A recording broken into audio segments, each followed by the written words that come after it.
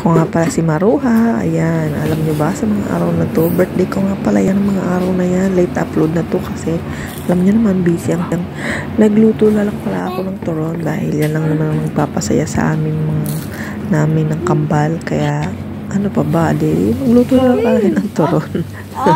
Oh, diba? Ang galing-galing, diba? Masaya na kami dyan kasi favorite namin tatlo ang turon. Ayan, the other day, after my birthday, o diba, kita nyo naman ang supla-suplada, ang pangit-pangit. O diba, nandyan na tayo sa mall, basta dragon, ayun, kita nyo naman may dragon. Ayan pala yung handa namin, alcohol, tubig, saka chicharon. Ayan, nilibre pala ako ng aking friend. Ayan, diba? Thank you sa friend ko. At least merong naglilibre sa birthday ko kasi wala talaga tayong pera niyan.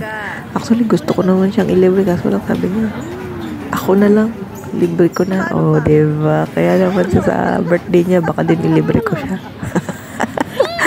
Let's see kung may pera. Oh, diba? Oh, sige na, bye-bye.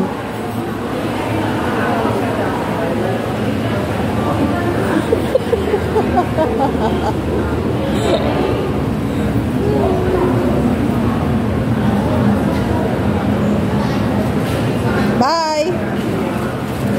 Bye, birds.